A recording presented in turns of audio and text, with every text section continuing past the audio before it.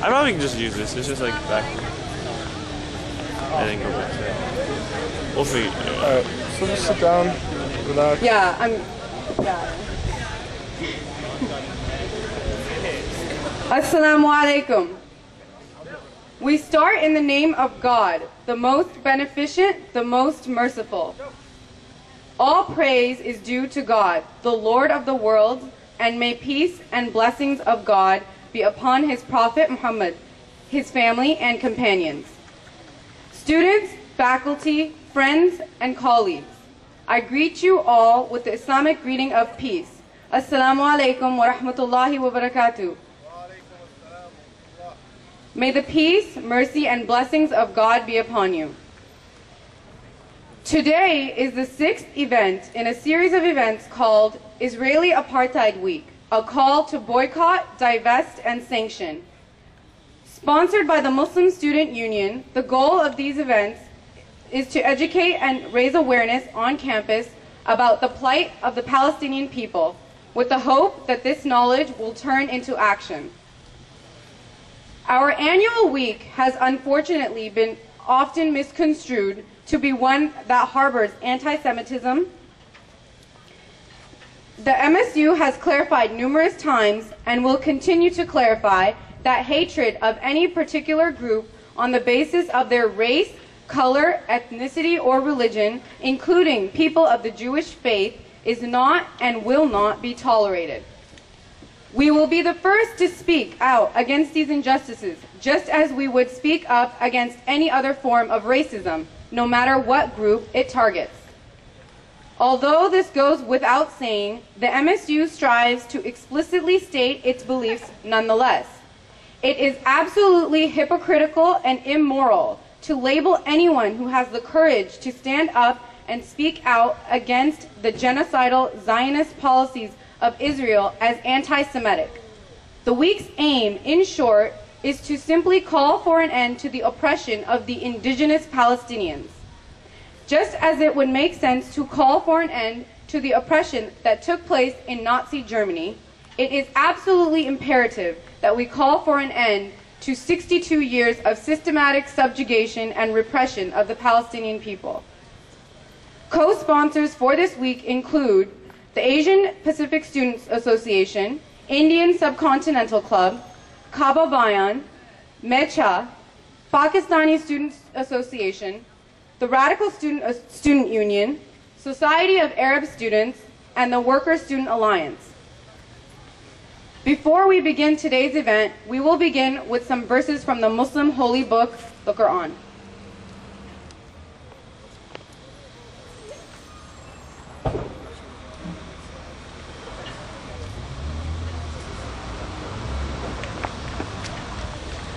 أعوذ بالله من الشيطان الرجيم بسم الله الرحمن الرحيم يا أيها الذين آمنوا إن جاءكم فاسق بنبأ فتبينوا أن تصيبوا قوما بجهالة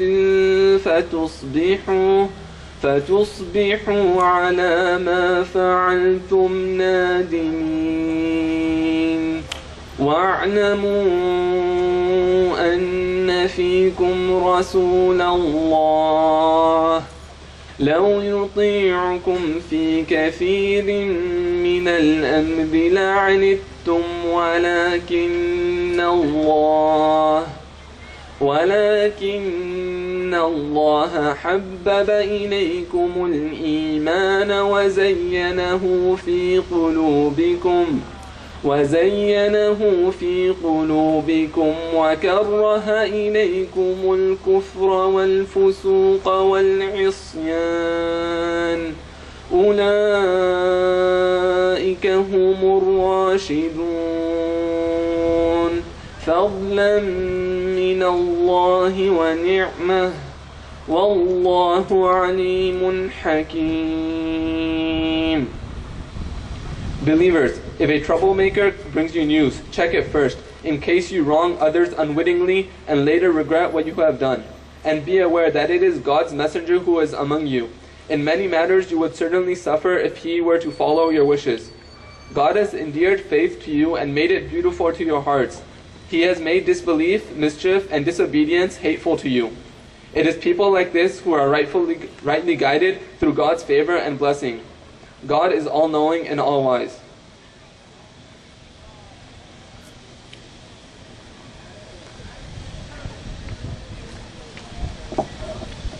Allison Weir is Executive Director and founder of If Americans Knew, a nonprofit educational organization that focuses on independent research and information distribution on the Israeli-Palestinian conflict and Middle East issues. Ms. Weir founded the organization after traveling as a freelance journalist throughout the West Bank and Gaza Strip in 2001. Today, Ms. Weir will be narrating the findings from her independent travels, discussing the reality that the American media does not fully report all the facts of the Israeli-Palestinian situation. And it is one of her organization's beliefs that when Americans know the facts on a subject, they will, in the final analysis, act in accordance with morality, justice, and the best interests of their nation and the world. Without further ado, Ms. Allison Weir.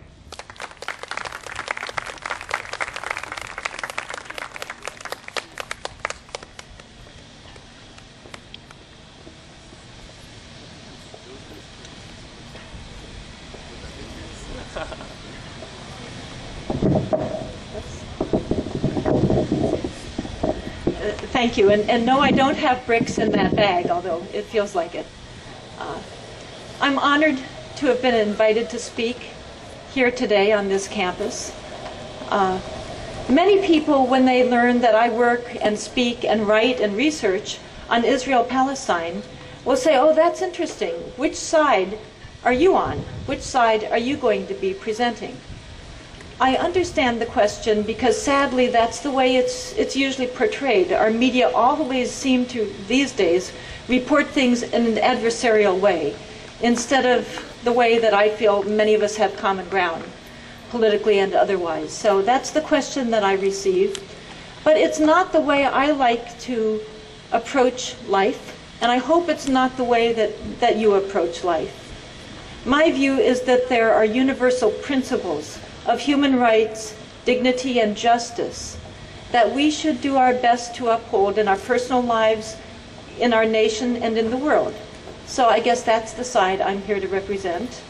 And as a journalist, my principles are that it is our obligation to report as factually and fully the information on a topic, again, as we can do. We won't get it perfect, the media won't, but it's our obligation to make that attempt.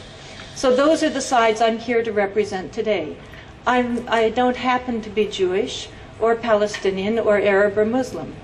To give you my background, my father was Catholic, my mother was Presbyterian, and I, for most of my life, really knew almost nothing about Israel-Palestine, like most Americans. There are so many important issues around the world, and in this nation as well, that I had never before really looked into Israel-Palestine for myself. I had seen Exodus.